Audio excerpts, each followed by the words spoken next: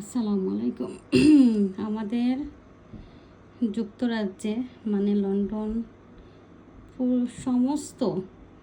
পুরো ব্রিটেন জুড়ে 1 ফুটেরও বেশি স্নো হবে। দেখেন কেমন করে স্নো পড়তেছে, দেখেন কত সুন্দর লাগতেছে। বাট এত ঠান্ডা এই যে আমি দাঁড়িয়ে গ্লাসের মধ্যে হাত রেখে আমি রুমের ভেতর থেকে আমি ভিডিও করতেছি, উইন্ডো থেকে, বাট বোঝা যাচ্ছে ভেরি কোল্ড মাই হ্যান্ড। যাই হোক, আমি এই স্নোটাকে উপাধি দিয়েছি চাঁদের বুড়ি। যেমন সুতো কাটে দেখেন এরকম, আবার হচ্ছে কি সাদা লবণের মতো লাগতেছে, আবার ফোমের মতো লাগতেছে। মানে এই স্নোটাকে আপনি যেরকমই বলবেন সেরকমই, এত সুন্দর। আমার ভীষণ ইচ্ছে করে আমি স্নোর মধ্যে গিয়ে খেলি, ধরেন যেরকম ইচ্ছে সেরকমই, ফোম মনে করি আর যাই মনে করি, লবণ মনে করি। যাই হোক, এই আইসটা আমার অনেক ভালো লাগে, কিন্তু কথা হচ্ছে যে বাচ্চাদের জন্য আমি পারি না। ওদেরকে রেখে এই যে আমি ভিডিওটা করতেছি, ওরা ওদের দাদার রুমে আছে, এই জন্য করতেছি। অ্যাকচুয়ালি এই যে পড়ছে এরগুলো একদম কম, আরও বেশি হবে রাত্রে, আরও বেশি হবে। ভাবতেছি আমার হাজব্যান্ড এই ঠান্ডার মধ্যে কীভাবে আসবেন।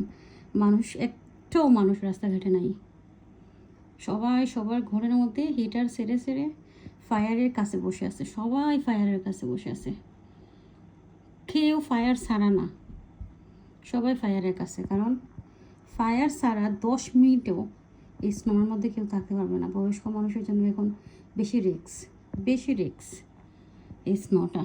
কারণ এত ঠান্ডা, এটা বলে বোঝানোর মতো না, এত ঠান্ডা। মানে বাতাসের সাথে সাথে বরফ উঠতেছে, এই যে বাতাসের সাথে সাথে বরফ উঠতেছে। রাস্তাঘাটে যে মানুষ হাঁটতেছে বোঝেন ওরা আইস হয়ে যাইতেছে। বয়স্ক মানুষদের জন্য এখন বেশি রিস্ক, তারা যেন সবসময় মানে ফায়ারের কাছেই থাকে।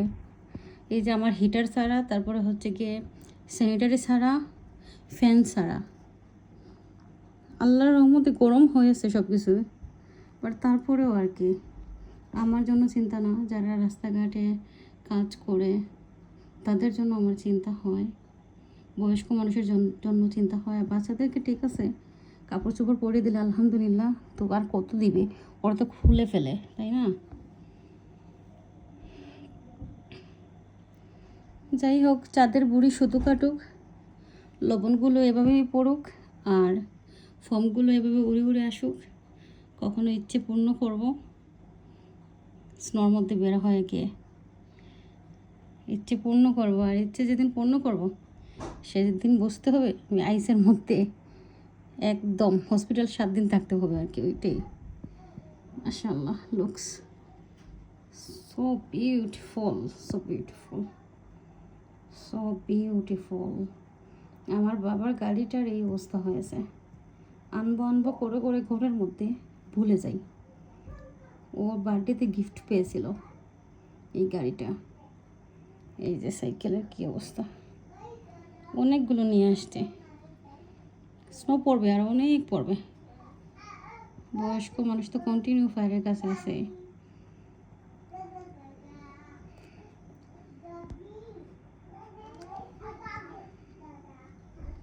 কেমন স্নো বাবা, এত ঠান্ডা। রেড অ্যালার্ট জারি হয়ে গেছে। Thank you so much.